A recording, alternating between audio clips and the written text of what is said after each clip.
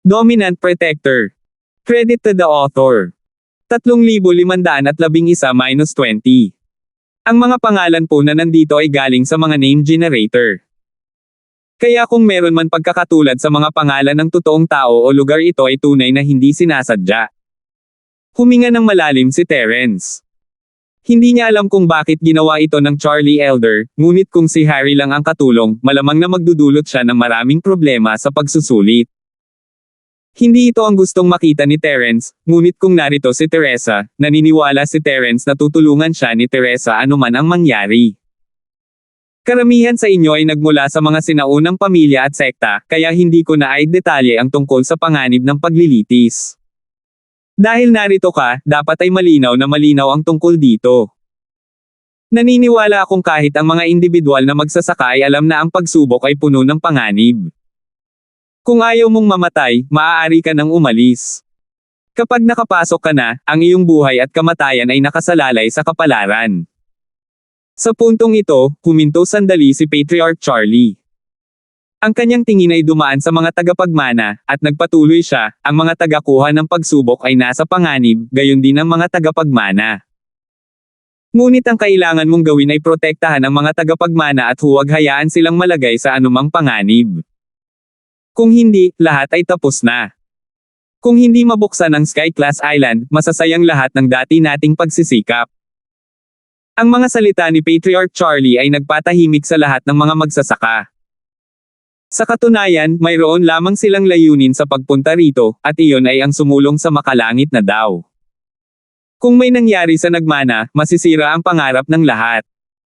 Maraming tao ang gustong pumunta sa Sky Class Island upang ipakita ang kanilang mga kakayahan at tingnan ang mga maalamat na nakatatanda na nagpunta doon. Kung mawawala ang lahat, pagsisisihan nila ito hanggang kamatayan. Gayunpaman, sa pag-iisip tungkol dito, ang lahat ay may mga panganib. Hangga't ginawa ng lahat ang kanilang makakaya, ayos lang. Labis na nasisiyahan si Patriarch Charlie nang makita niya ang mga ekspresyon ng mga magsasaka sa ibaba. Ang pagsubok sa pagkakataong ito ay naiiba sa iba pang mga pagsubok. Kung may nangyaring mali, lahat ay mapapahamak. Pero ngayon, parang siniseryoso na ng lahat. Sige. Dahil nauunawaan ng lahat ang kahalagahan ng pagsubok na ito, ipapaliwanag ko ang mga tuntunin ng pagsubok na ito. 3 araw ang tagal ng pagsubok na ito, at ito ay pabago-bago hanggang 5 araw. Ito marahil ang pinakamaikling pagsubok na nilahukan mo kailanman. Hindi masama, kung ito ay masyadong mahaba, hindi ka makakatagal, at ito ay walang kabuluhan. Hangga't pinagsasama-sama mo, at sapat na ang kapangyarihan sa loob nito. Ang layunin ng pagsubok ay makakamit. Ang lokasyon ng paglilitis sa pagkakataong ito ay ang nagyayelong 5 kasamaan na Savage Land na napuntahan na ng maraming tao, sabi ni Ancestor Charlie. Gayunpaman, iba ang lokasyon ng paglilitis sa pagkakataong ito. Dapat ay ang 5 kasamaan na bulubundukin. Ang sinabi ni Patriarch Charlie ay ibang-iba sa mga nakaraang pagsubok, kaya lahat ay nakinig ng seryoso. Nang marinig nila na ito ay pagsubok pa rin sa 5 kasamaang Savage Lands, naging seryoso ang mga ekspresyon ng lahat. Noong huling beses, nang sumiklab ang Spirit Beast Tide, maraming tao ang halos mamatay doon. Ang pagpunta muli sa 5 kasamaang Savage Land ay tiyak na lubhang mapanganib. Ang patutunguhan ng paglilitis na ito ay ang kuweba ng dragon ng 5 demonyo sa kabundukan ng 5 demonyo. Sigurado akong narinig na ninyong lahat ang tungkol sa dragon ng 5 demonyo, tama ba? Ito ang hari ng lahat ng mga hayop sa 5 kasamaan na Savage Land. Ayon sa aking pagsisiyasat, isa na itong Sky Class Late Phase Peak Full Cultivation Spirit Beast, at sa gayon, kailangan mong maging maingat sa landas. Ang kailangan mong gawin ay akitin ang dragon ng 5 demonyo palabas ng kuweba nito at hayaan ang lahat ng mga tagapagmana na makapasok sa kuweba. Ito ay dahil ang kuweba ang bukal ng chi ng 5 kasamaan. Matapos makapasok ang lahat ng mga tagapagmana, sisipsip nila ang demonyong chi ng kanilang sariling minanang mga katangian upang mapahusay ang mana. Katulad nito, sisirain ang mga natitira sa 4 na uri ng mga demonyo sa pamamagitan ng mga natitira sa panggigipit ng chi. Para lumampas sa kanilang mga limitasyon. Tungkol sa iba pang mga tagapagmana, kailangan mong tandaan na hindi ka makakapantay sa dragon ng 5 kasamaan. Huwag mo nang isipin na labanan ito o patayin. Ang layunin mo ay harapin ito, akitin ito palabas ng kuweba, at hindi bumalik. Pagkatapos, magtatagumpay ka. Kasabay nito, sa ilalim ng panggigipit ng dragon ng 5 kasamaan at ng chi ng 5 kasamaan, ang mga hindi pa sumulong sa pagkumpleto ng klase sa langit ay maaaring samantalahin ang pagkakataong ito upang umaban sa pagtatapos. Ito ay isang pambihirang pagkakataon, sana ay huwag mong sayangin ito. Sa paglilitis, lahat ng mga tagapagmana ay makikinig sa mga kaayusan at utos ni Teresa. Lahat ng mga practitioner ay makikinig sa mga utos ni Harry, ang hindi makikinig ay madi-disqualify sa pagsusulit. Hindi na sila magkakaroon ng pagkakataong mapunta sa Sky Class Island. Napakahigpit ng boses ng ninuno ng Charlie, at lahat ng mga kalahok ay napakaingat. Gayunpaman, medyo nag-alala si Terence nang marinig niya na kailangang pakilusin silang lahat ni Harry sa pagsusulit. Si Harry ay may sama ng loob sa kanya, at kung magdulot siya ng anumang gulo sa panahon ng pagsubok, hindi makakapagtanggol si Terence laban dito. Ano ang gagawin ni Terence kung sasabihin ni Harry na hindi siya makikipagtulungan? Gayunpaman, sa puntong ito, matitiis lang ito ni Terence. Kung talagang na-disqualify siya ni Harry, maaaring kailanganin pa niyang lumaban hanggang kamatayan at paalisan ang lahat ng mga tagapagmana. Kailangan niyang ihinto ang plano at tingnan kung ano ang gagawin ng ninuno ng Charlie. Okay, iyon lang ang rules para sa test na ito. I-activate ko na ang teleportation formation para makapag-usap kayo sa isa't isa. Kung may katanungan ang inheritor, maaari kayong magtanong kay Teresa. Kung may katanungan ang ibang kalahok, maaari kayong magtanong kay Harry. Sa sinabi nito, nagmamadaling umalis si Patriarch Charlie, malinaw na naghahanda para sa paglipat ng mga tagapagmana sa 5 kabundukan ng kasamaan. Imposibleng natural na makapasok ang mga tagapagmanang ito sa 5 kabundukan ng kasamaan. Una, walang landas, at pangalawa, ito ay lubhang mapanganib. Mahirap para sa kanila na makarating doon. Sa kabutihang palad, ang mga nakatatanda ng 5 elementong sekta ay nag-iwan ng teleportation array. Matapos itong ma-activate, maaari nitong ipadala ang mga trial takers at mga tagapagmana ng direkta sa 5 Demons Mountain Range, malapit sa kuweba ng dragon ng 5 demonyo. Pagkaalis ng ninuno ng Charlie, pinalibutan ng lahat ng kalahok si Harry. Siyempre, maliban kay Leandro at Natoy na medyo reserved, yung iba ay halos nakaluhod na din sa pagdila ng sapatos. Masasabing hawak ni Harry ang buhay at kamatayan ng mga kalahok sa kanyang mga kamay. Maaari siyang makapasa at mabaigo sa gusto niya. Di ba Leandro bro at Natoy yan? Halika, pag-usapan natin ang Division of Labor pagdating natin sa bulubundukin ng 5 demonyo. Sinabi ni Harry kina Leandro at Natoy kailangan niya ang kanilang kooperasyon para patayin si Terence. Ang ibang mga magsasaka ay kailangang lumuhad at sumipsip sa kanya, ngunit ang mga tao mula sa pang-araw-araw at pang-araw-araw na sekta ay hindi gagawin iyon. Ito ay dahil ang pang-araw-araw at araw-araw na sekta ay isa sa mga pasimuno ng Sky Order Island Plan. 3,512.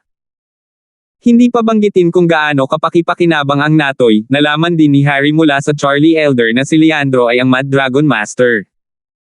Kaya naman, tinawag niya itong, Leandro bro, ito ay isang magalang na paraan ng address.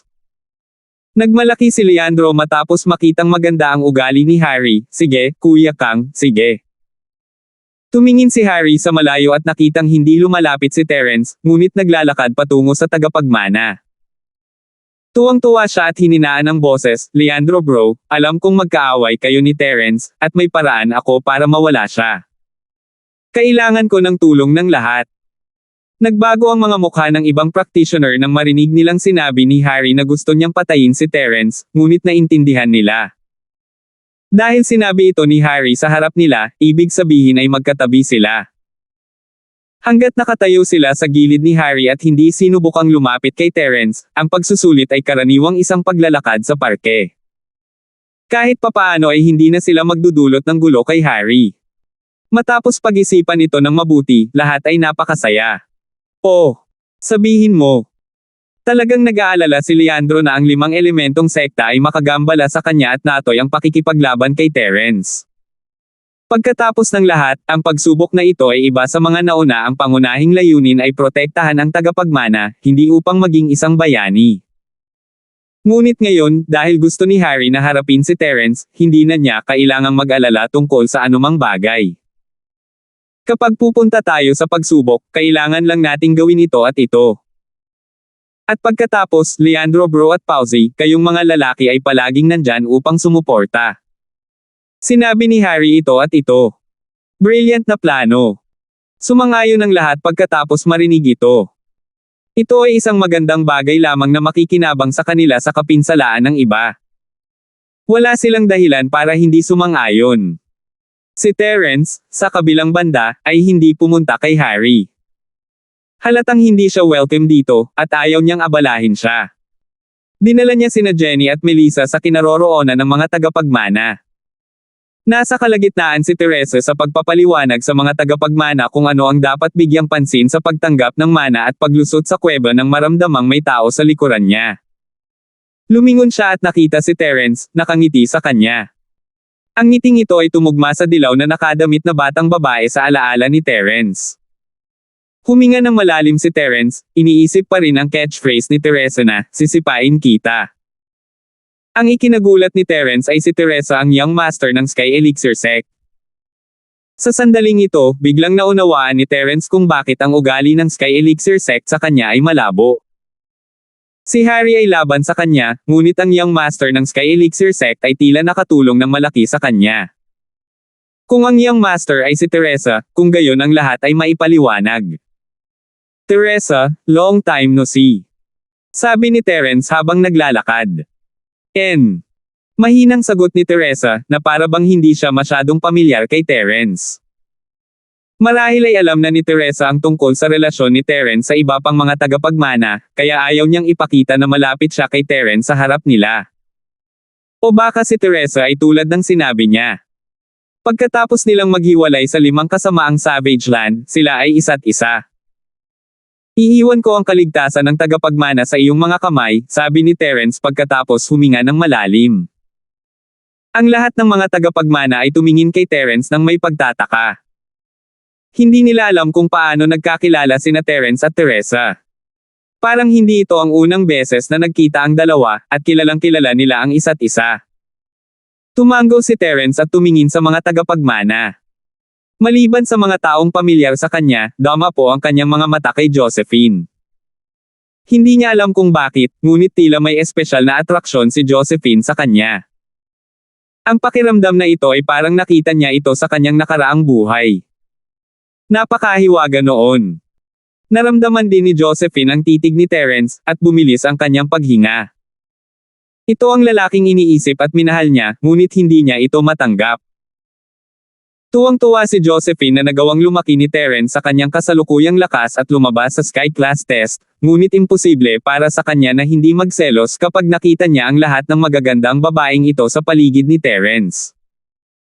Sa kabutihang palad, karamihan sa mga taong ito ay mga taong kilala na niya at nagkaroon ng malalim na pagkakaibigan noong siya ay nasa paligid pa niya ang Miss Cheryl, Yasi, Trixie, Francine.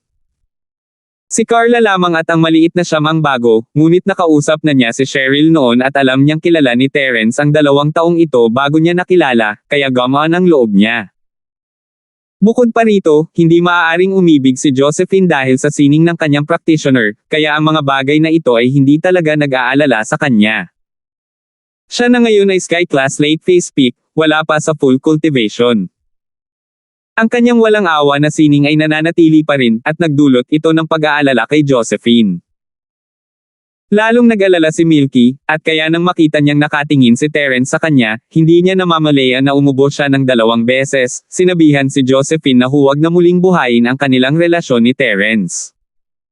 Kung hindi niya maaabot ang Sky Class Full Cultivation, at ang lahat ay magiging walang kabuluhan.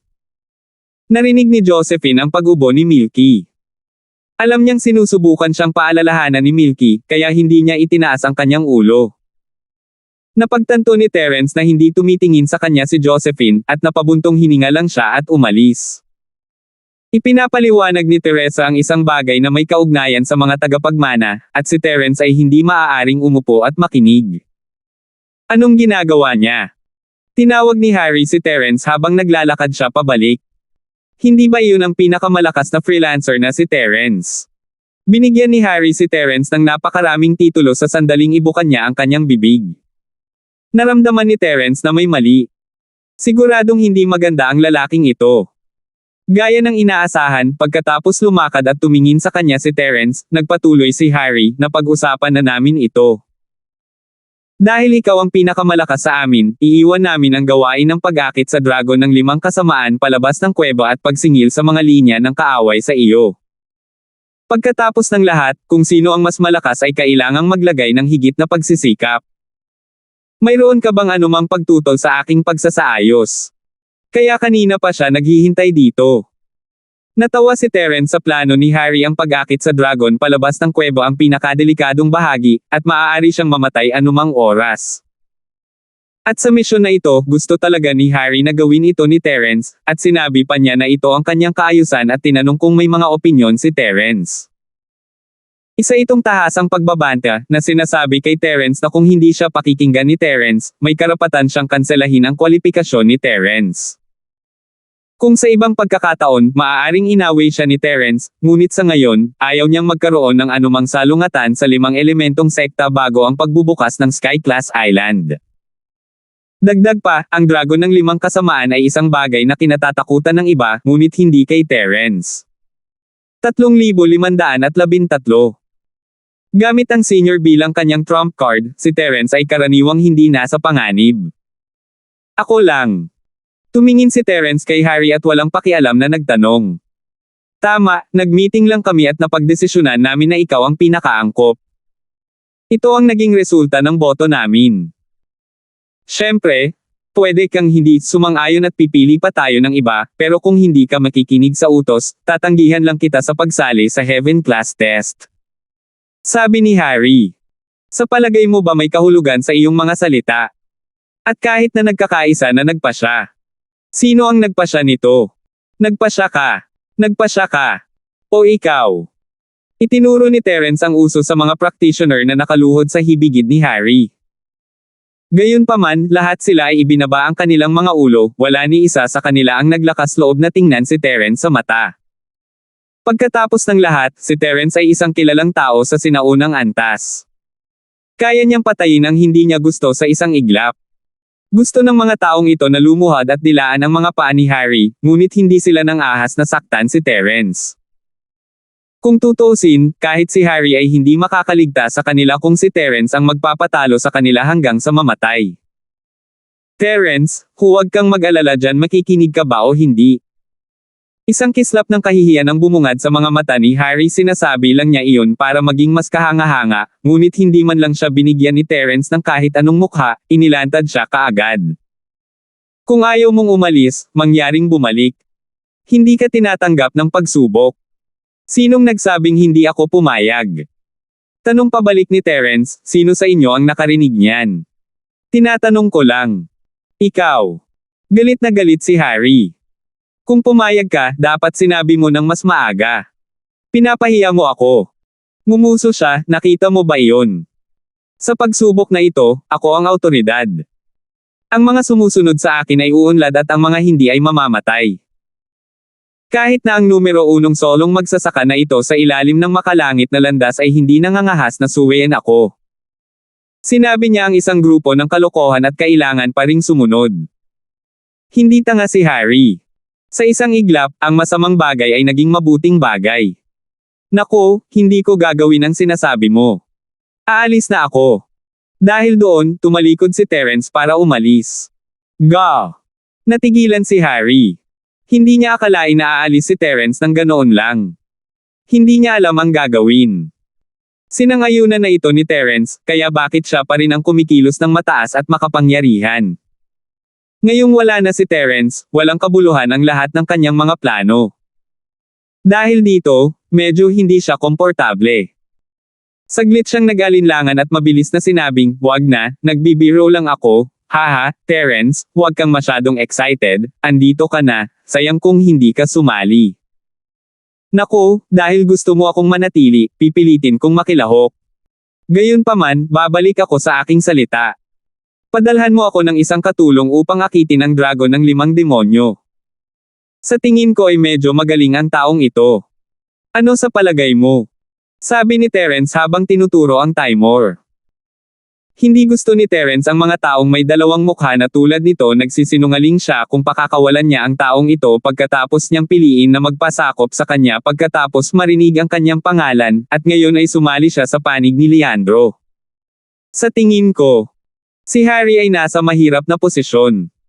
Ang taong ito ay halatang kampa ni Leandro. Kung siya mismo ang magdedesisyon, ito ay kapareho ng pagkakasala kay Leandro. Tsaka halatang may pinoprotektahan siyang iba kanina lang. Ngayon, kailangan niyang ibigay ang isang tao para kay Terence. Hindi ito ang tamang paraan. Naku, dahil kailangan ito ni Terence, pagkatapos ay hayaan mo na si Timor. Pagsubok pa rin ito. Sa tingin ko normal lang sa kanya na magsakripisyo ng kaunti. Malapit nang manggugulo si Leandro sa pagsubok sino ang dapat niyang harapin kung umalis si Terence ngayon.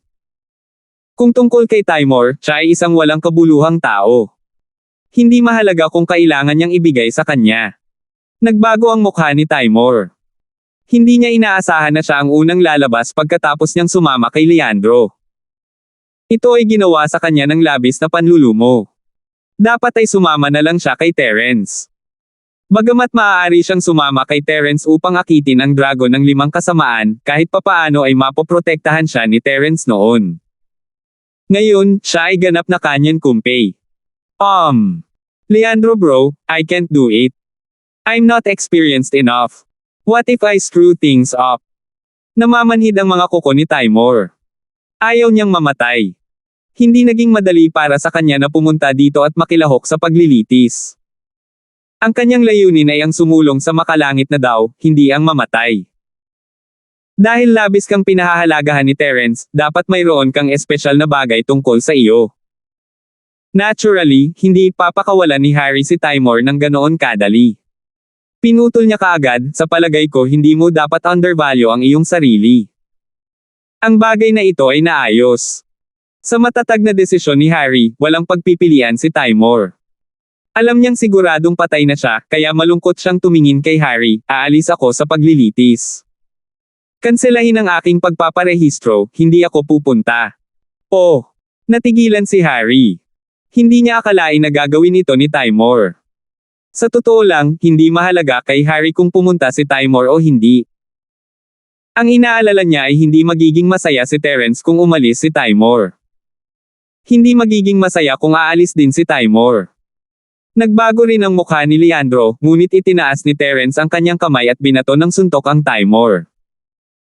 Ang ika-20 anyo ng Wildfire Fist ay ang pinakamalakas na galaw ni Terence, ngunit kahit na ito ay isang normal na kasanayan sa militar, ito ay mas malakas kaysa sa ika-20 anyo ng ibang mga tao.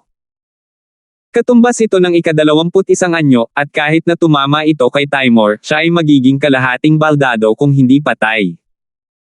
Sa isang malakas na putok, ang Timor ay pinalipad sa pamamagitan ng sampal ni Terence, na lumapag sa lupa sa hindi kalayuan, na lumikha ng isang hugis tao na hukay. Dumura siya ng isang subo ng dugo, maliwanag na dumaranas ng malubhang pinsala sa loob. Dahil hindi na siya kasali, ako na lang ang bahala sa kanya dito, para hindi ko na siya madala sa trial. Pwede ko siyang pabayaan kung magsisikap siya sa panahon ng pagsubok, mahinang sabi ni Terence, ngunit dahil ayaw niyang pumunta, hindi na kailangan iyon. Kalmado ang tono ni Terence, ngunit kinilig ang lahat. Si Terence ay masyadong mapagmataas, umaatake ng walang babala. Hindi nila kayang masaktan siya.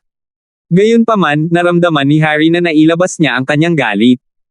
Sino ang nagsabi sa maruming matandang babae na ito na huwag makinig sa mga utos?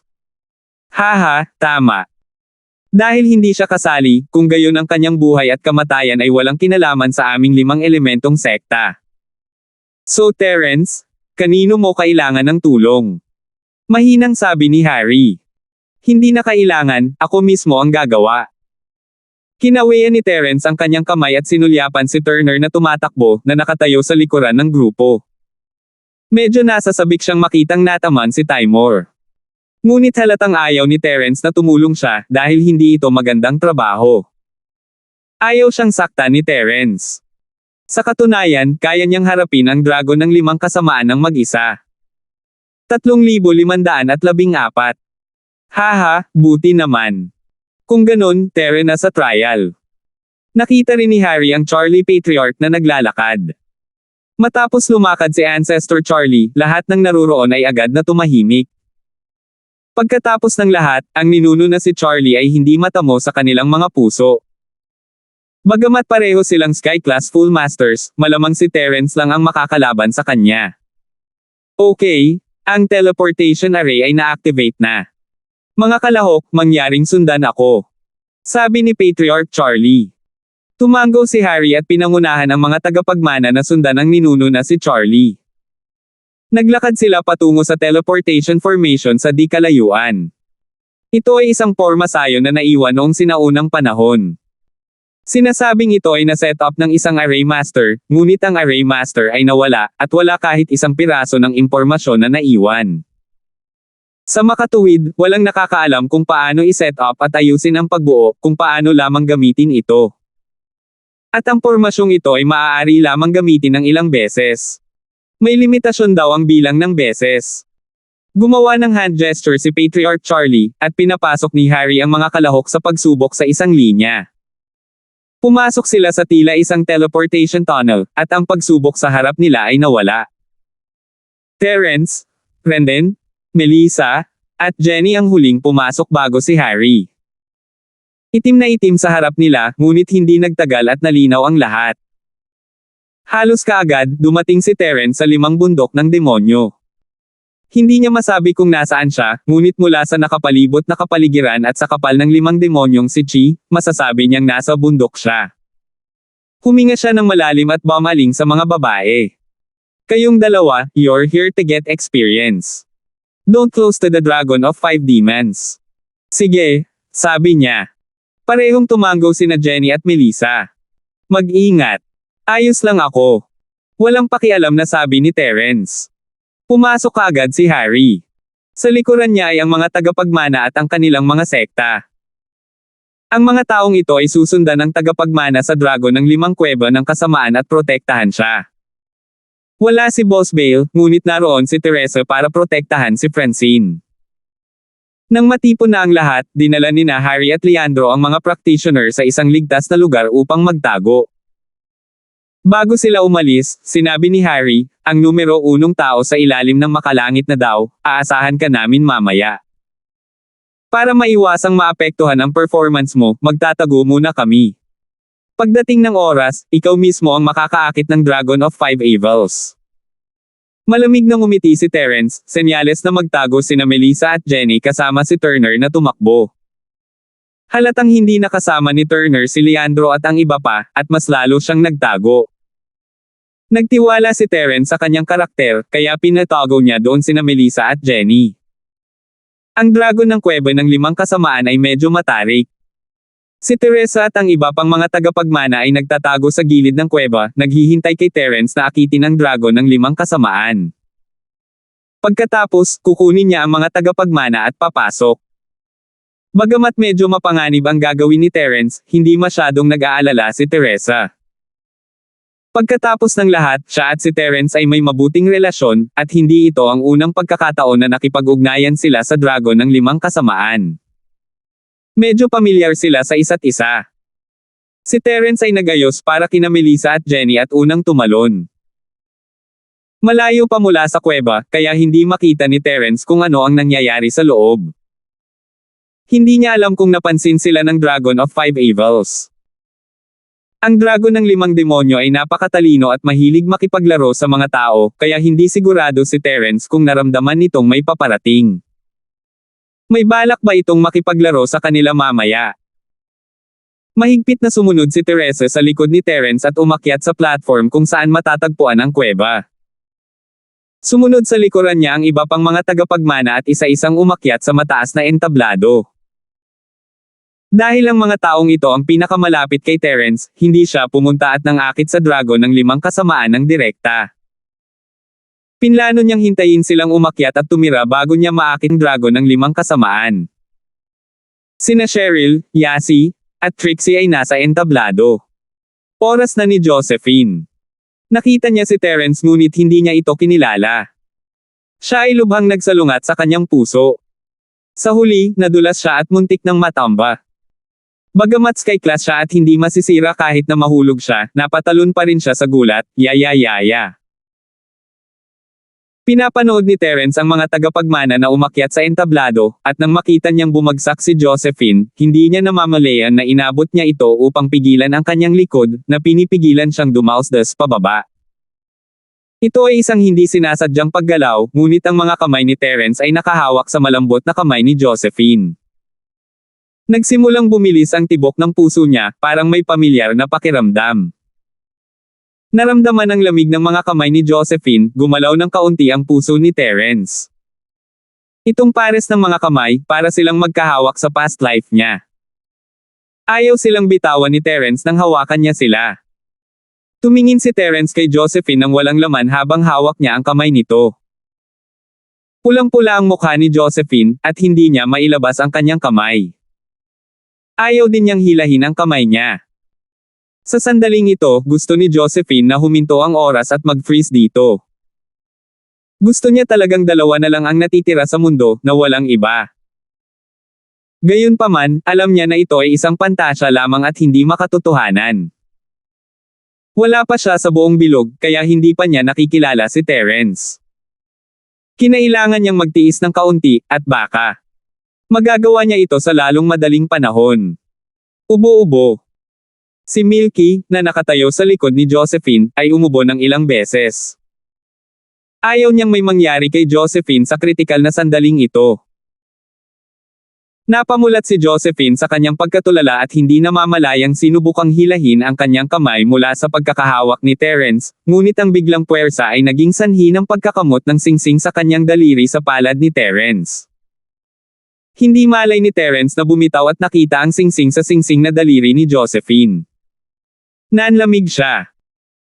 Karaniwan, ang isang babae ay magsusuot lamang ng singsing sa kanyang singsing na daliri pagkatapos niyang magpakasal o magpakasal. Ngunit si Josephine ang tagapagmana, at siya ay may suot na singsing nagdulot ito ng kaunting pagkalito kay Terence. Gayunpaman, nang pumasok ang hitsura ng singsing sa mga mata ni Terence, nagkaroon ng malakas na putok sa kanyang ulo, na parang may umatake sa kanyang utak.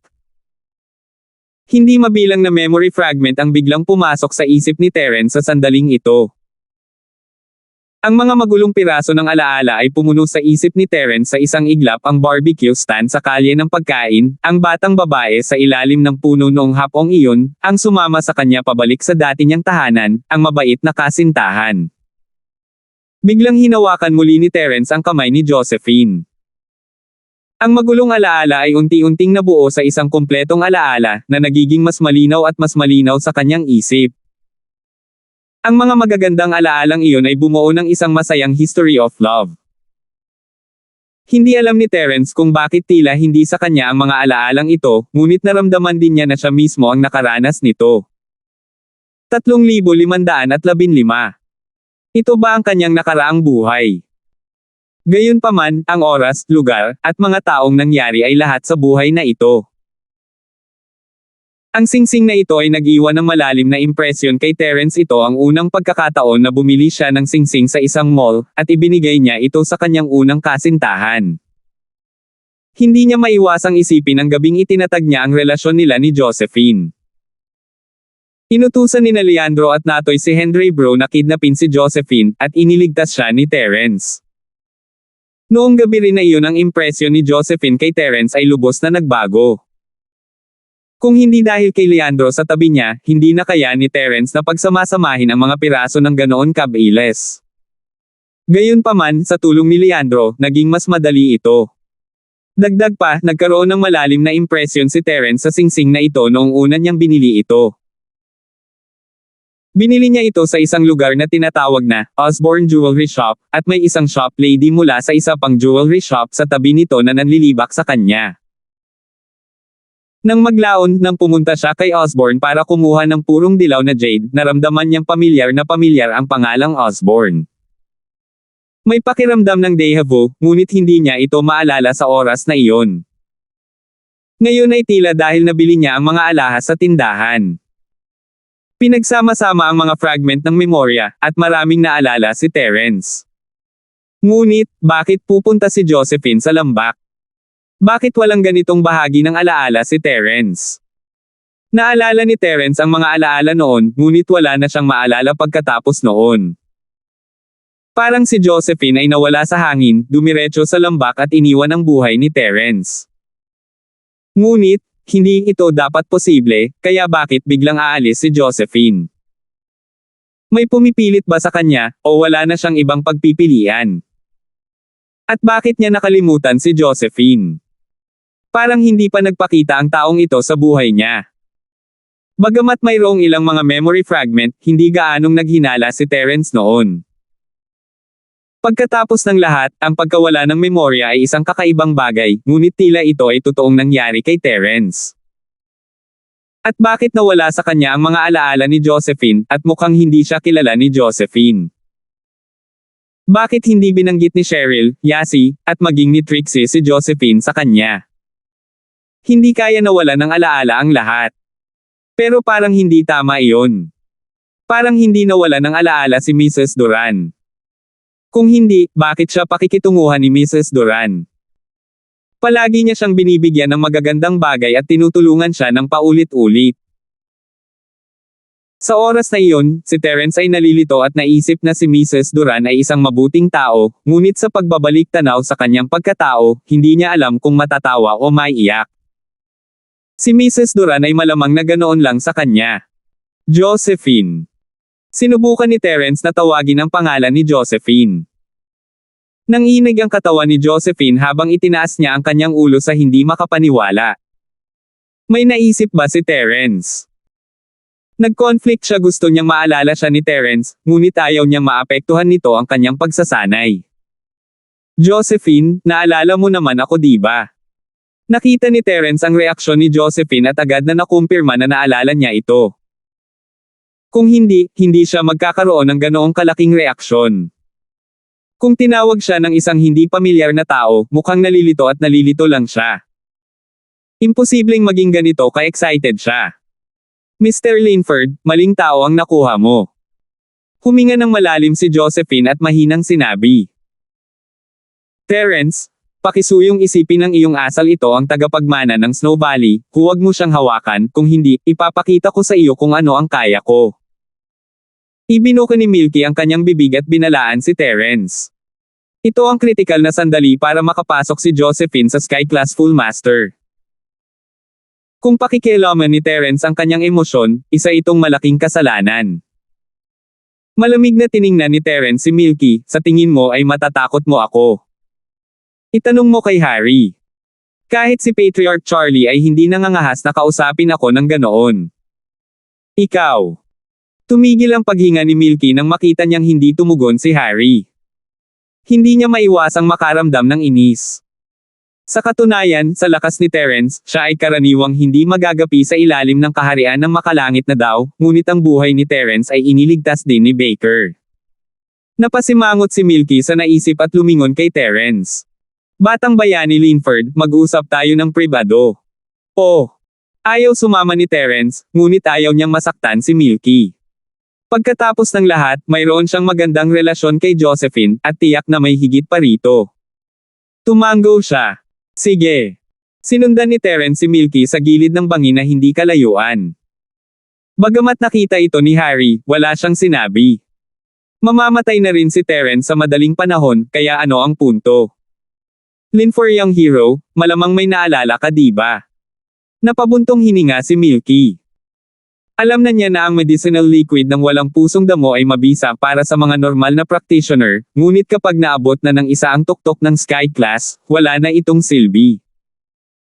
Hanggat may pagkakataon na matrigger ito, maibabalik niya ang kanyang memorya. Si Terence ay isa ng master na may ganoong lakas, kaya hindi nagulat si Milky na naalala niya. Tama, bakit nasa lambak si Josephine? Ano ang nangyayari? Sana ay mabigyan mo ako ng makatwirang paliwanag. Sabi ni Terence. Kahit na malakas ka para tingnan ang Snow Valley, kailangan ko pa ring sabihin na nakipagkasundo kayo ni Josephine sa Snow Valley. Ayokong sirain mo ang deal na ito pagkatapos mong magkaroon ng lakas. Nagpatuloy si Milky, bagamat iginagalang ang mga malalakas sa mundo ng paglilinang, kahit papaano ay nakatulong na kami sa iyo noon pa man. At saka, sumang-ayon si Josephine sa deal na ito sa sarili niyang kagustuhan. Nandoon din sina Cheryl at Yasi, kaya hindi sila tumutol. Kaya, sige, sabihin mo sa akin kung ano ang nangyari. Ang mga salita ni Milky ay lalong nagpagulat kay Terence. Alam din ito ni na Cheryl at Yasi. At ito ay isang deal. Kusang loob na ginawa ito ni Josephine. Kailangan mo ang prutas ng Ice Spirit noon, ngunit may nangyari sa pamilya ni Cheryl, at hindi nila ito kayang bilhin.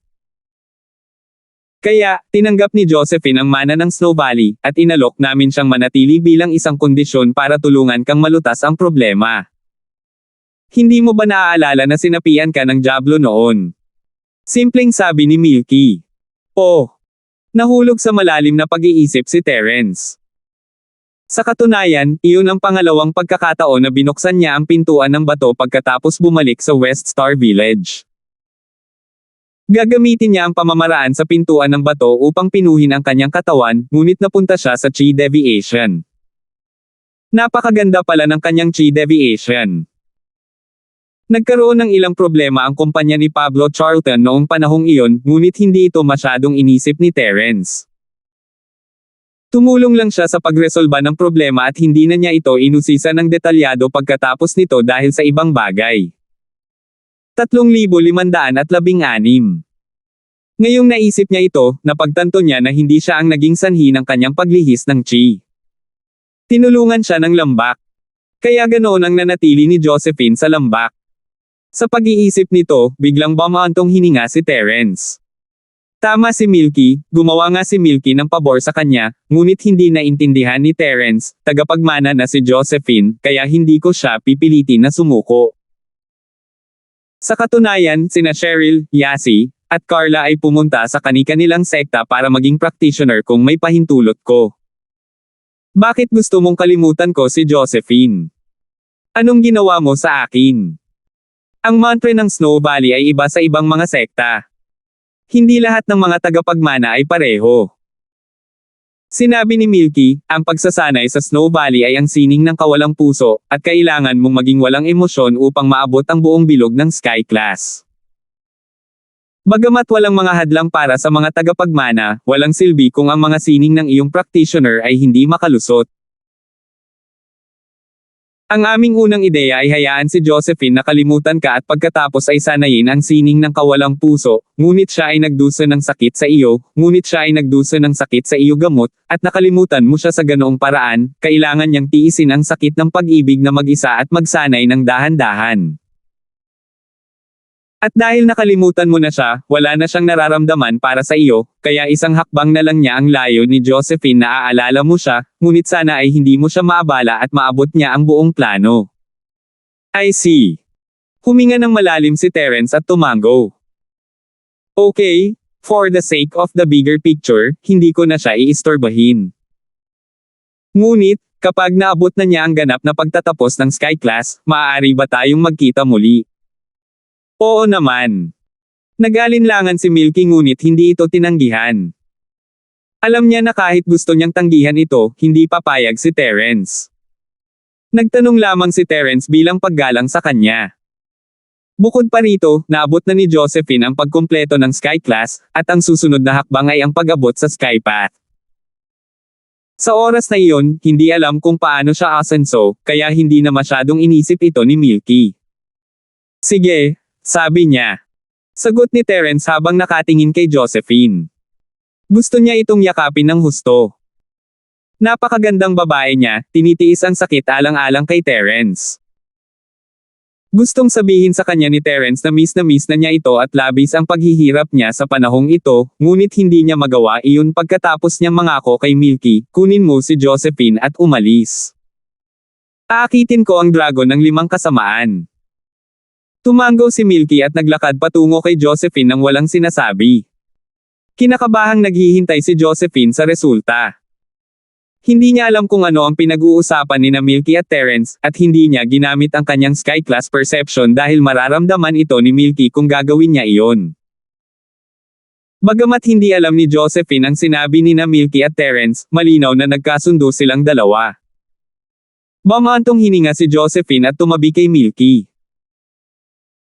Ang higit na nadismaya ay sina Trixie, Cheryl, at Yasi, lahat sila ay naghihintay na magsama muli sina Terence at Josephine, at napag-usapan na ito ni Yasi at Trixie. Sila ay sumigaw ng magkasama, magkasama, magkasama. Gayunpaman, hindi sila binigyan ni na Milky at Terence ng pagkakataon. Naglakad si Terence patungo sa dragon ng kuweba ng 5 kasamaan, habang tinipon ni Teresa ang mga tagapagmana sa gilid ng kuweba. Tahimik siyang pumasok sa dragon ng 5 kasamaan at napagtanto na tila alam ng dragon ng 5 kasamaan ang nangyayari sa labas. Nakatitig ito sa bakana ng kuweba at gulat na humikab nang makita si Terence. Bakit ka nandito? Bakit hindi ako?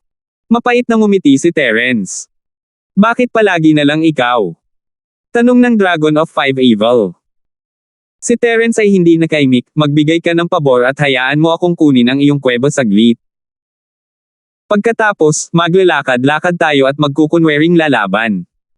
Paano kung lalaban tayo ng 300 rounds? Nakakainip, umiling ang dragon ng 5 kasamaan. Nahawakan ko na ang pagkakataon ng makalangit na daw. Malaya akong intindihin ang makalangit na daw. Ayokong gumawa ng mga nakakainip na bagay. Senior Ghost, itong dragon ng 5 kasamaan ay hindi masyadong masunurin. Dapat ba natin itong turuan ng leksyon? Sinimulan ni Terence na hilahin ang balat ng tiger para gumawa ng malaking bandila. Kung wala kang ganoong kalakas na taga-suporta, matagal na kitang itinaboy. Makakausap pa ba kita ng ganoon katahimik? Medyo nanlumo ang dragon ng 5 demonyo. Sige, huwag ka nang maghanap. Makikipagtulungan ako sa iyo. Naghahanap talaga siya ng gulo. Hihihi.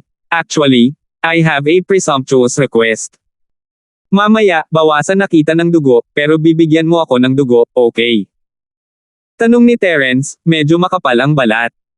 Ipinipilit mo ang swerte mo, di ba? Pinandilatan ng dragon ng 5 kasamaan si Terence. Senior Ghost, hindi ito ibinibigay sa akin. Sabi ni Terence. Ano pa ang alam mo bukod sa pagtawag para sa backup? Pagkarinig nito ay lalo pang nanlumo ang dragon ng 5 demonyo. Sige, ibibigay ko sa'yo, okay. Salamat. Tumawa si Terence. Sa katunayan, natutulog pa ang Senior Ghost, at walang pakialam sa maliit na bagay. Hanggat ito ay hindi isang sitwasyon sa buhay o kamatayan, siya ay karaniwang nasa isang tulog na estado. Hindi man lang siya makikipag-usap kay Terence, lalo pat turuan ng leksyon ng Dragon of Five Evils. Gayunpaman, hindi alam ng Dragon of Five Evils kung ano ang relasyon ni Terence sa multo. Natakot siya na talagang tatawagin ni Terence ang multo at takutin siya, kaya pumayag siya sa kahilingan ni Terence. Sige, kunwari lalaban tayo. Masasaktan ako at may dugo ka. Magpapanggap akong talo at tatakas. Babalik ako kapag tapos ka na sa kuweba. Sinabi ng dragon ng 5 kasamaan kay Terence. Okay. Tumango si Terence, nasiyahan. Sa isang dagindong, tumakbo si Terence palabas ng dragon ng 5 kasamaan ng kuweba, at sa likod niya ay isang dragon ng 5 kasamaan. Hindi niya alam kung ano ang ginawa ni Terence para masaktan ito, pero parang nababaliw na ito. Nang makitang tumakbo palabas ng kuweba ang dragon ng 5 kasamaan, pinangunahan ni Teresa ang mga tagapagmana at mabilis na pinasok ang dragon ng kuweba ng 5 kasamaan. Pagkatapos, ang mga tagapagmana ay nag-okupa ng isang posisyon ng 5 elemento ayon sa posisyon na ibinigay sa kanila ni Teresa. Nagsimula silang magpakalat ng mantra at incantation upang mapahusay ang mana, at naghanda na labanan ang panggigipit ng iba pang chi ng 5 kasamaan at maghanda na mag-level up at makalusot. Sa likod nila ay ang mga taong mula sa sekta, na nagpoprotekta sa kanila, at naroon si Teresa para tulungan si Francine. Tumakbo palabas ng kuweba si Terence at dinala ang dragon ng 5 kasamaan kung nasaan si Harry. Habang tumatakbo siya, sumigaw siya, narito na ang dragon ng 5 demonyo. Lahat, humanda sa labanan. 3,517. Isang malamig na ngiti ang lumitaw sa mukha ni Harry habang pinapanood niya si Terence na ginagamit ang Dragon Seal. Terence, busog na ako sayo. Tingnan natin kung mamamatay ka ngayon. Sa secular na mundo, hindi kita kayang patayin, kaya kinailangan kong magkompromiso at piliting ngumiti sa harap mo. Pero this time, patay ka na. Lahat, huwag kang gagalaw. Si Terence ang numero 1 sa ilalim ng makalangit na Axiom, ang numero 1 freelancer. Hayaan mo na siya mismo ang bahala. Magdudulot lang tayo ng gulo kung aakyat tayo. Sabi ni Harry na may malamig na ngiti habang nakatingin sa iba. Sige. Tumango ang lahat bilang pagsang-ayon. Ito ay isang magandang bagay. Ang lahat ay hindi kailangang gumastos ng anumang pagsisikap. Maaari silang manatili lamang dito at magkaroon ng karanasan. Ito ay ligtas at komportable. Sino ba ang ayaw nito? Tungkol naman sa buhay at kamatayan ni Terence, ano ang kinalaman nito sa kanila? Pareho ang iniisip ng lahat, ngunit medyo kinakabahan si Turner nang makita niya si Terence, at gustong tumalon para tumulong. Ladies, kaya ba ng batang bayani na si Linford mag-isa? Bakit hindi tayo tumulong? Si Turner ay tumakbo na iminungkahi pagkatapos ng ilang pag-aatubili. Bagamat maaaring magalit ito kay Harry at sa kanyang mga tauhan, hindi niya ito basta-basta mapapansin. Pagkatapos ng lahat, si Terence ay tumayo para sa kanya noon. Dapat kayanin ni Terence bro, hindi natin kailangang mag-alala. Hindi. Umiling si Jenny at sinabing, kung aakyat tayo, madidagdagan lang natin ang problema niya. Ganun ba? Napakurap-kurap na tumakbo si Turner, hindi alam kung ano ang sasabihin pagkatapos tumango si Melissa. Siya ay isang tagalabas, kung tutuusin, at napabayaan na lamang niya ito pagkatapos marinig ang sinabi ng dalawang pinakamalapit na tao kay Terence. Medyo kinakabahan pa siya habang nakatingin kay Terence. Leandro bro, pupunta tayo sa napag-usapan natin kung mabaigo si Terence, haharapin mo si Melissa, haharapin ko iyong tumakbong Turner, at ipaubaya si Jenny sa asawa ko para pahirapan. Sabi ni Harry. Walang problema, sabi niya. Tumango-tango si Leandro, hindi niya bibitawan ang pagkakataong ibalik ang mga bagay, kung tutuusin. Hindi naman niya gaanong kinasusuklaman si Terence, kung tutuusin sa maliit na bagay lang iyon sa paaralan. Nakarating lang siya sa kung nasaan siya ngayon pagkatapos ng lahat ng oras at pagsisikap na iyon. Masyado siyang nahumaling kay Terence kaya naisipan niyang talunin siya. Hindi siya kumbinsido magkaklase silang lahat at mayroon din siyang magandang kapalaran, hakbang-hakbang na pag-akyat sa bundok at naging matanda sa pang-araw-araw at pang-araw-araw na sekta. Bakit wala pa rin siyang kapares kay Terence? Sa anong batayan? Gusto niyang patunayan ang kanyang gusto niyang tumalikod, gusto niyang tapakan si Terence at patunayan na siya ang pinakamalakas na pag-iral. Sa isiping iyon, nanumpa si Leandro sa kanyang sarili na gagawin niya itong pagsubok sa libingan ni Terence. Gayunpaman, si Terence ay tila walang magawa sa dragon ng 5 kasamaan, na parang ang dragon ng 5 kasamaan ay walang magawa sa kanya. Nagpapanik si Harry, ngunit masasabi niyang napakaganda ng mga hakbang ni Terence. Sa bawat oras na sasalakayin ng dragon ng 5 kasamaan si Terence, iniiwasan niya ito. Hindi siya maaaring magpatuloy ng ganito matuyo ang kanyang chi sa kalaunan, ngunit ang problema ay isa siyang Sky Class Full Master. Hindi siya mauubusan ng energy kahit isang buwan siyang tumakbo dito. Nalungkot si Harry sa naisip. Kung naghintay siya ng 3 araw, aalis na sana ang inheritor at hindi natatapusin ni Terence ang laban. Paano niya mapapatay si Terence kung magpapatuloy ito? Hindi ito solusyon. May idea ka ba, Leandro bro? Tanong ni Harry. Ano pa ba ang magagawa natin? Hindi naman tayo pwedeng umakyat na lang at tulungan ang Dragon of 5 Evils na salakayin si Terence, di ba? Hindi yun ang kaso. Kung sa tingin mo okay lang, palibutan natin si Terence. Umiling-iling na sabi ni Leandro. Hindi yun magagawa. Umiling si Harry. Ito ay isang bagay ng prinsipyo. Kung hindi nila kontrolado ang dragon ng 5 kasamaan at hahayaang bumalik ito sa kuweba, makakasagabal ito sa tagapagmana, o saktan pa ang nagmamana ng hindi sinasadya. Magkakaroon ng malaking responsibilidad si Harry. Gayunpaman, nagliwanag ang mga mata ni Harry matapos marinig ang mga salita ni Leandro, at agad siyang nakaisip ng masamang plano. Hindi natin matutulungan ang dragon ng 5 kasamaan na salakayin si Terence sa bukas, ngunit may magagawa tayo sa dilim. Lihim na may binabalak. Napakurap si Leandro. Tama, maaari muna nating tanggalin ang babae ni Terence at i-distract siya. Sa ganitong paraan, tiyak na maguguluhan siya, at magkakaroon ng pagkakataon ng Dragon of Five Evils na samantalahin siya. Sabi ni Harry. That's a good idea. Then, sino ang una nating papatayin? Tumango si Leandro. Sa totoo lang, hindi niya dapat gawin ang pananakit ng babae. Siya ang nakatatanda sa pang-araw-araw at pang-araw-araw na sekta, kung tutuusin, at hindi nararapat na gawin niya ang ganoon. Patayin muna natin si Melissa. Ipapaubaya ko ang Jenny na iyon sa aking asawa, Little 11, at sabay nating papatayin. Ang mga mata ni Harry ay kumislap ng may kasamaan. Pinasabog ni Terence ang Little 11 at tuwing gabi kapag ginagawa nila ito, kailangang patayin ni Harry ang mga ilaw at hindi nang ahas na tingnan ito. Mabuti naman.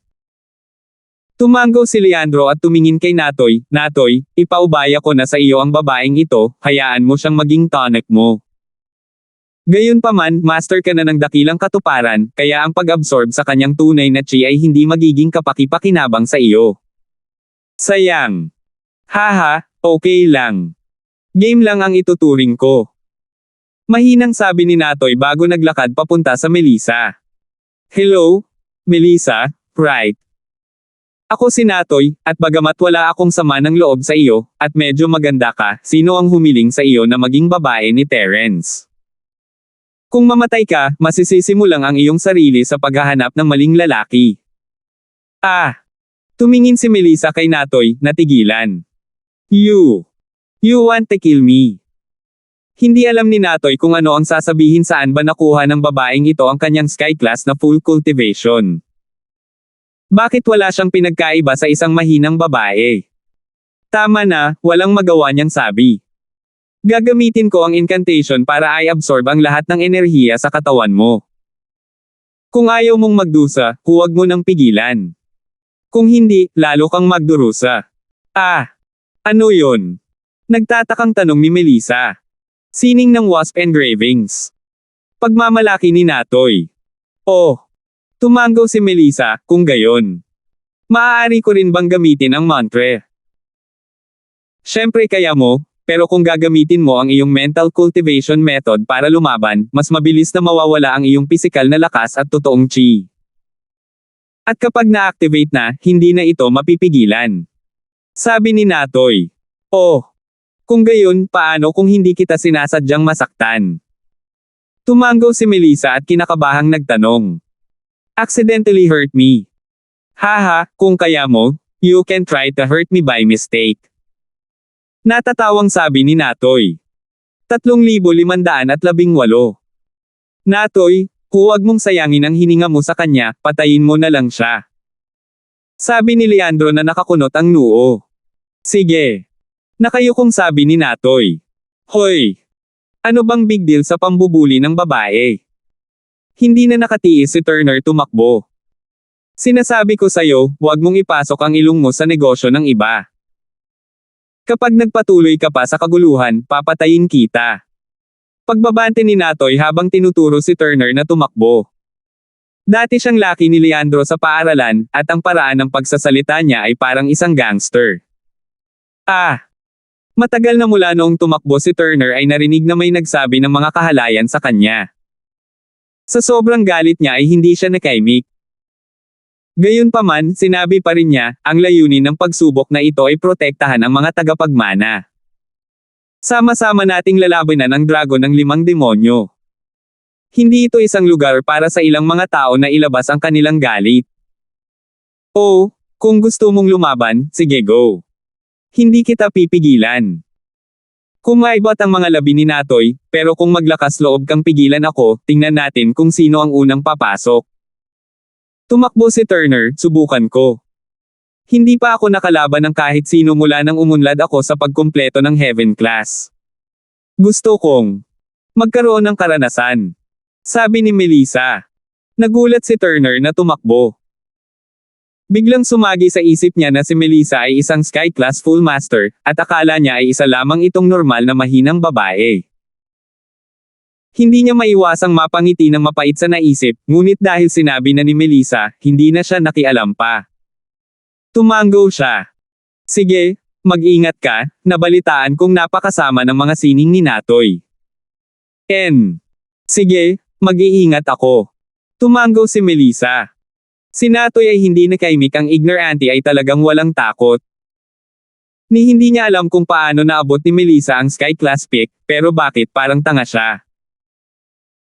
Hindi niya alam kung ano ang karanasan ng isang practitioner, pareho silang nasa tuktok ng Sky Class, ngunit paano sila magkakapareho. Ang antas ay pareho, ngunit ang lakas ay iba, at ang mantra ay iba rin. Sinimulan ni Natoy na i-channel ang mga sining ng kanyang practitioner, at gayon din si Melissa. Natoy ay hindi nais na samantalahin ang isang babae, at siya ay isang eunuch, kaya mas binigyan niya ng pansin ito. Natoy, bigyan mo siya ng mahirap. Nakakunot ang noo ni Leandro habang nag-uutos.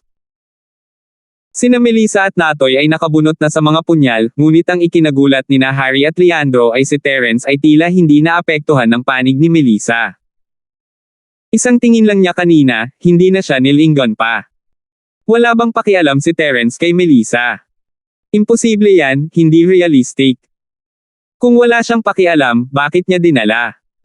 Kung wala siyang pakialam, bakit niya lalabanan ang pamilya Kang at ang 5 elementong sekta dahil sa kanya? Kung hindi niya iniisip, bakit niya ito tutulungan na mapabuti ang kanyang lakas? Ang kakaibang sitwasyon ay nagpagulo kay Harry at Leandro. Kaya naman, sinabi ni Leandro kay Natoy na pahirapan si Melissa. Sige. Pinaplano ni Natoy na gamitin ang kanyang wasp engravings arts para patayin si Melissa, ngunit ngayong sinabi ito ni Leandro, kailangan niyang magbago ng isip at gamitin ang chrysanthemum art sa halip. Medyo malupit ang pagpapahirap sa isang babae, ngunit kailangan pa ring makinig ni Natoy sa Leandro. Nagpasya siyang pahirapan si Melissa para magambala si Terence. Bigyan mo ako ng kamay, magpalitan tayo ng hampas ng palad. Sa isiping iyon, sinabi ni Natoy kay Melissa. Oh, okay. Tumango si Melissa at inabot ang kanyang kamay. At kaya, nagdikit ang mga kamay ni Natoy at Melissa.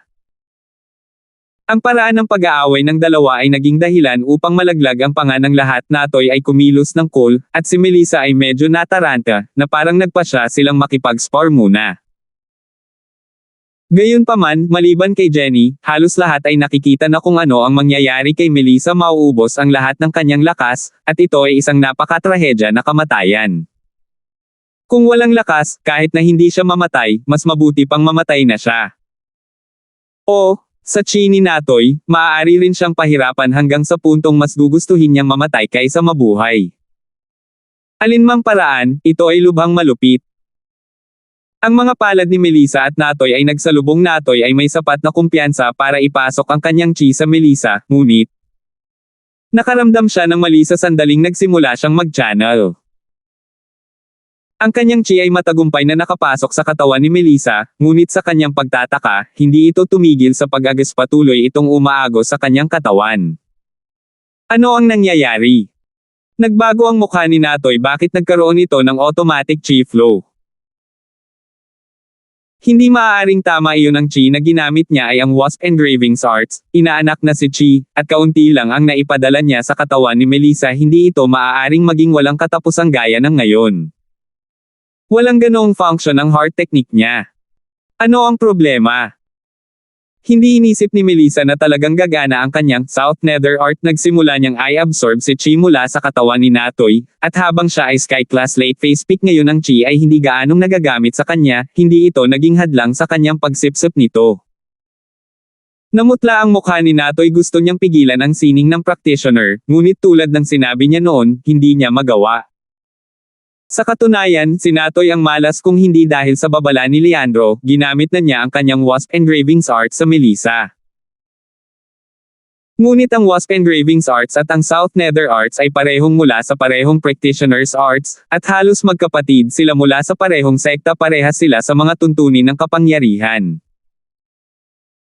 Sa madaling salita, ang magiging resulta ay walang sino man sa kanila ang makaka-absorb ng pisikal na lakas ng isa at tunay na chi, at ang dalawa ay magiging immune sa isa't isa. Ngunit ito ay iba na ngayon. Natoy ay nag-inject ng chi sa katawan ni Melissa, at ang resulta ay nahulog siya sa bitag ni Melissa. Ang chi sa kanyang katawan ay patuloy na dumadaloy sa katawan ni Melissa, at imposibleng pigilan ito. Napakadilim ng mukha ni Natoy, ngunit wala siyang magawa. Siyempre, hindi alam ni Leandro at ng iba pa ang nangyayari. Nakita lamang nila sina Natoy at Melissa na nagpapalitan ng palad. Bagamat hindi masyadong maganda ang mukha ni Natoy, naisip nila na sinusubukan niya ang kanyang makakaya upang matuno ang chi na ipinadala sa kanya ni Melissa. Gayunpaman, unti-unti nilang napagtanto na may mali. Ang mukha ni Melissa ay kalmado sa buong panahon, ngunit ang mukha ni Natoy ay hindi masyadong maganda. Hindi lamang siya namumutla, ngunit ang mga butil ng pawis ay tumutulo din sa kanyang noo. Anong problema, Natoy? Napatalon si Leandro sa gulat. 3,519. Nawawala ng maraming chi si Natoy, at nagngangalit ang kanyang mga ngipin habang sinusubukang lumaban. Gusto niyang pabagalin ang pagsipsip para makaisip siya ng paraan para makawala. Wala man lang siyang masabi, ngunit nag-aalala siyang baka mag-alala si Leandro, kaya nagsalita siya. Pagkatapos tumawag si Leandro, hindi maganda, alam din ni Melissa ang wasp engravings arts. Sa sandaling magsalita si Natoy, nagsimulang tumulo ang kanyang chi. Ang linya ng depensa sa kanyang katawan ay naputol, at ang lahat ng kanyang chi ay nagsimulang bumuhos sa Melissa. Hindi nagtagal, nakahandusay na siya sa lupa. Natigilan si Leandro nang marinig niyang sinabi ni Natoy na alam ni Melissa ang wasp engravings arts, pati na si Natoy ay nasa lupa na bago pa siya makapag-react. Mabait pa rin si Melissa, hindi niya agad pinatay si Natoy. Alam niyang kaaway si Natoy, ngunit hindi pa siya nakapatay ng sinuman, at mahirap para sa kanya na gawin iyon. At kaya, pinabayaan niya si Natoy, hinayaan siyang mabuhay. Ganyan. Namutla ang mukha ni Leandro nang tumakbo siya at dinampot ang Natoy, kumuha ng tableta at inilagay sa bibig ni Natoy. Namilog ang mga mata ni Natoy habang nilunok niya ang tableta. Halos hindi niya napigilan ang kanyang buhay. Kahit na naging madali si Melissa sa kanya kanina, ayaw niyang gawin ito sa isang Sky Class late phase peak. Ang Southern Nether Arts ay masyadong makapangyarihan. Si Natoy naman ay hindi nakayanan halos mamatay. Ngunit, kahit na nagawa niyang panatilihin ang kanyang buhay, nawala ang lahat ng kanyang lakas. Wala na siyang lakas na natitira, at ngayon ay isang pylay na hindi man lang isang gintong master ng klase. Leandro bro, tapos na ako, baldado na ako. Namutla ang mukha ni Natoy, ang Sky Class Island Plan, hindi ako makakapunta. Ano? Baldado ka? Ang mukha ni Leandro ay namutla. Natoy ay isang mahalagang bahagi ng Sky Class Island Plan, kung tutuusin. Kung siya ay namatay, ang isla ay hindi magbubukas, at wala sa kanila ang makakarating sa Sky Class realm. At that time, he'd be an important guardian for Lowell, just like the Inheritor. Hindi man siya kasing lakas ng Natoy, kung medyo mas malakas si Lowell, baka may pagkakataon na magtagumpay ang planong ito. Gayunpaman, ang pangunahing issue ay ang Lowell ay hindi masyadong malakas. Sa tulong at pagsasanay ng ninuno ng Charlie, matagumpay siyang nakasulong sa ganap na paglilinang ng Sky Class at maaaring maging pinakamahalagang piraso ng chess sa Sky Class Island Plan. Gayunpaman, dahil sa kanyang nakaraang pinsala, nawala ang kanyang dating drive at determinasyon kahit na siya ay nakabawi. Kung nangyari iyon, patay na siya kung hindi siya makakatagal sa proseso ng pagbubukas, at hindi siya mapoprotektahan ni Natoy. Maaaring si Leandro ay kaaway ni Terence, ngunit siya pa rin ang matandang master ng pang-araw-araw at pang-araw-araw na sekta. Natural, alam niya kung gaano kahalaga ang Natoy sa planong ito. Kung nawala si Natoy, mababaliw kaya ang ninuno ng Charlie. Sumakit ang ulo ni Leandro sa kakaisip. Hindi niya akalain na magagawa ni Melissa na pilayin si Natoy. Tama, alam din nitong si Melissa ang Wasp Engravings Arts, at hindi siya mas mahina kaysa sa akin. Seryosong sabi ni Natoy. Wayayayayayaya, hinahanap mo si kamatayan. Galit na galit si Leandro kung masira ang plano, masisira ang lahat. Itinaas niya ang kanyang Golden Dragon Latigo, handang ilabas ang kanyang pinakamalakas na gumagalaw na dragon na kumawag ng buntot para patayin si Melissa. Sandali lang. Biglang sumigaw si Harry. Kumunat ang noo ni Leandro at malungkot na tumingin kay Harry. Assistant Kang, anong ibig mong sabihin dito? Anong ginagawa mo? Huwag mo siyang patayin, kapakipakinabang siya. Mabilis na sumagot si Harry. Anong ibig mong sabihin? Ikaw ang gustong pumatay sa kanya, at ikaw ang hindi. Ano ang sinusubukan mong gawin? Galit na galit si Leandro. Wala na si Natoy, at ang Sky Class Island plan ay maaapektuhan ng husto. Ngunit dahil alam ni Melissa ang Wasp Engravings Arts, kaya niyang makuha ang demonyong chi ng 5 kasamaang chi, at protektahan si Lowell at ang iba pang mga tagapagmana. Sabi ni Harry. Napakurap si Leandro, ngunit iyon nga ang nangyari, iyon ang tungkulin ni Natoy, at pati na rin ang tungkulin ni Melissa, kaya hindi niya maaaring gamitin si Melissa bilang kapalit. Ang tanging bagay ay ang pang-araw-araw at araw-araw na sekta ay magiging isang subordinate na sekta, at wala na siyang magagawa pa.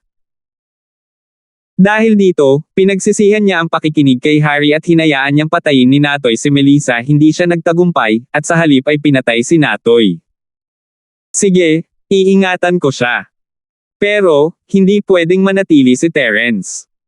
Desidido si Leandro na patayin si Terence mismo. Ang galit na Dragon's Fury ang ultimate skill ni Leandro.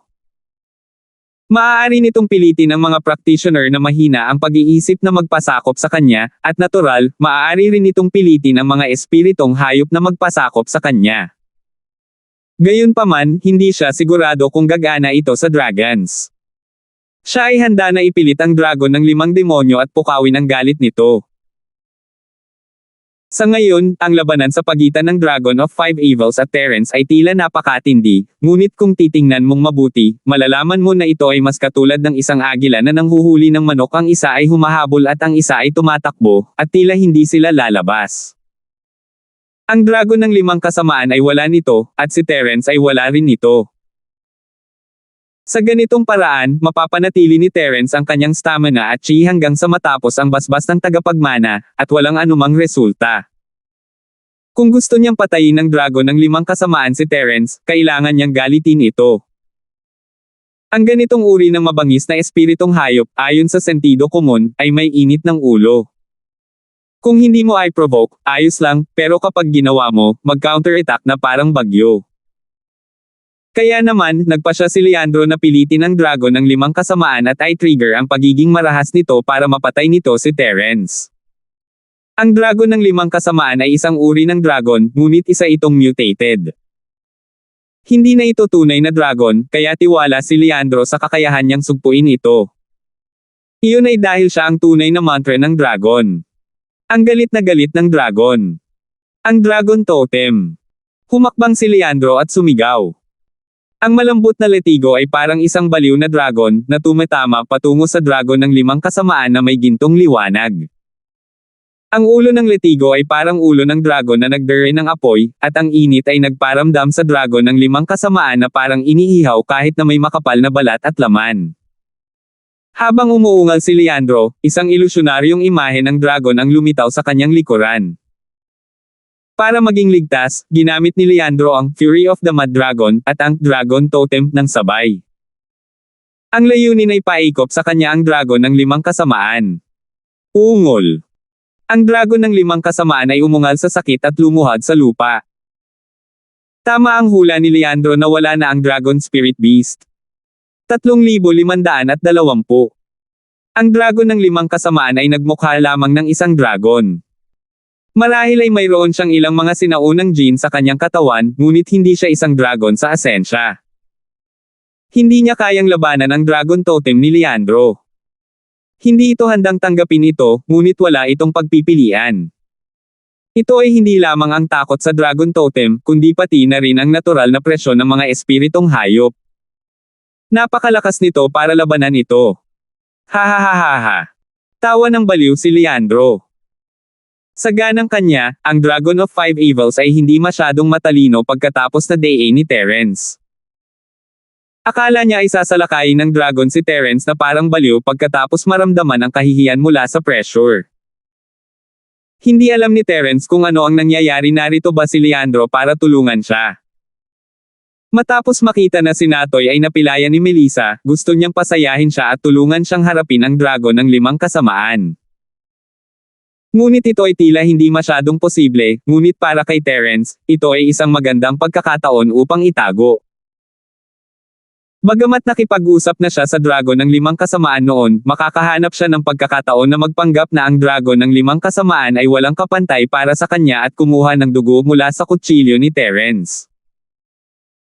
Gayunpaman, sa sitwasyong ito, si Terence ay tumatakbo sa harapan nila bilang isang maliit na nilalang, at hinahabol sila ng dragon ng 5 kasamaan. Hindi nagkaroon ng pagkakataon si Terence na mag-counter-attack. Kung siya ay mandaya, ito ay masyadong peke, at si Terence ay mahihiya na gawin ito. Ngunit ngayon ay isang pagkakataon na ibinigay ng Diyos. Nakita ni Terence ang dragon ng 5 kasamaan na nakahandusay sa lupa at mabilis na naglabas ng maliit na kutsilyo at isang maliit na bote mula sa espasyo ng Jade.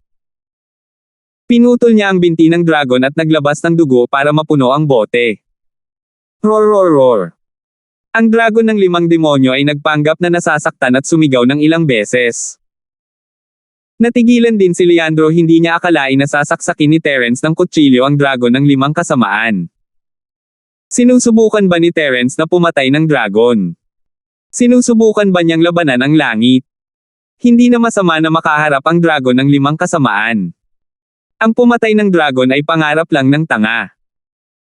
Ngunit ito ay mabuti rin, nag-alala si Leandro na ang dragon ay hindi magagalit, at ngayong nasa ilalim ito ng pressure, sinaksak pa ito ni Terence.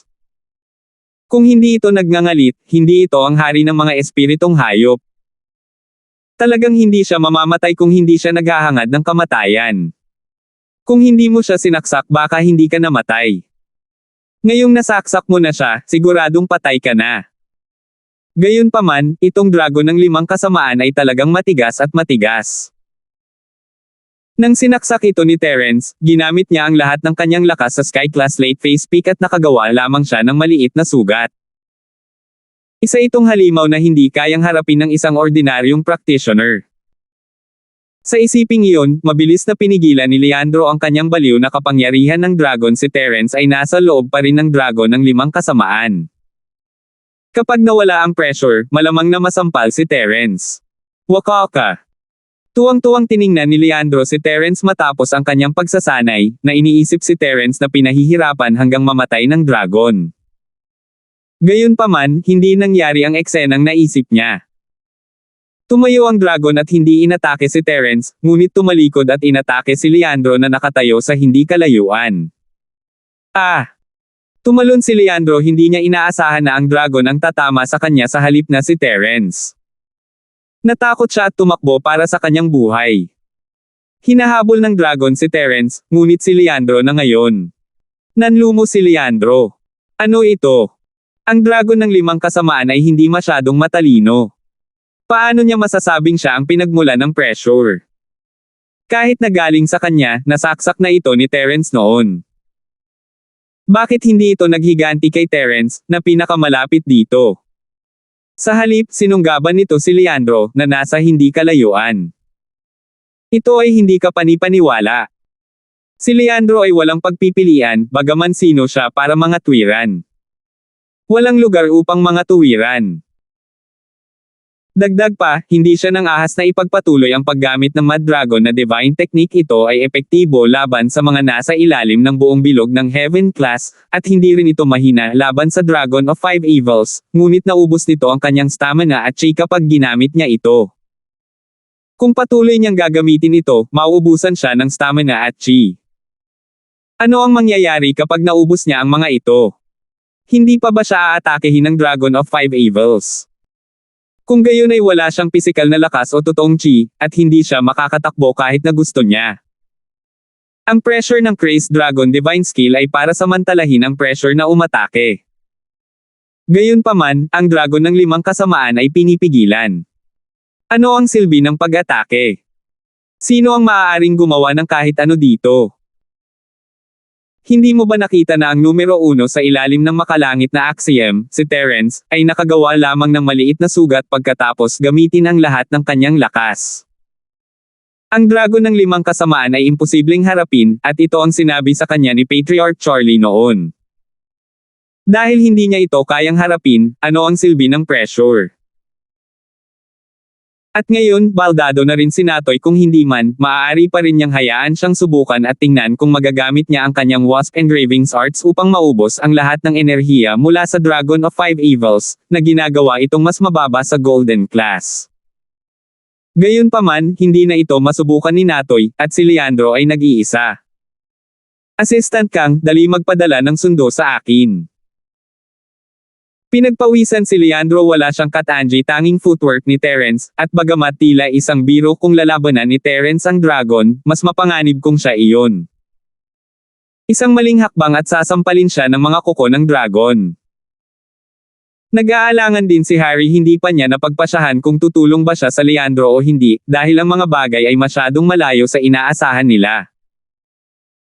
Pinlano nila na hayaan ang dragon ng limang kasamaan na makipag-ugnayan kay Terence, ngunit ngayon ay tinalikuran na nito si Terence at hinahabol lamang si Leandro. Ngayon, kung tutulong sila, nangangahulugan ito na ang lahat ay lalaban kay Terence ng sama-sama, at imposibleng patayin siya. Terence, bakit hindi ka tumulong? Wala kang gustong gawin. Namilog ang mga mata ni Harry habang sinisigawan niya si Terence. Kanina lang ako nagsipag, tapos ngayon medyo pagod na ako. Magpahinga muna ako saglit. Mahinang sabi ni Terence. Kung hindi ka pa rin kumilos, kukunin ko ito habang patuloy kang nagpapadala ng mga tao. Sabi ni Harry. Oh, sige, susubukan ko. Tumango si Terence at malamig na tumawa sa kanyang puso. Pinilit mo akong gawin ito. Hindi ko planong salakayin ang Little 11 sa pagsubok dahil lahat ay laban sa Dragon of Five Evils. Ito ay magiging masyadong halata kung si Terence ay nag-iisa sa target na 11, ngunit tila hindi rin niya ito pakakawalan. Ayaw na ni Harry na maging mabait, kaya mas mabuting huwag na lang niya itong sisihin. Tumayo si Terence at tumakbo papunta sa dragon ng limang kasamaan, kinausap ito sa pamamagitan ng voice transmission. Pumunta ka at puntiryahin ang babae sa tabi ni Harry mamaya. Makipaglaro sa kanya saglit, pagkatapos ay ihagis siya sa harap ni Jenny. Nakatayo roon ang babaeng nakaitim na suit. Salamat po at sinamahan ninyo ako, ingat lagi mga master.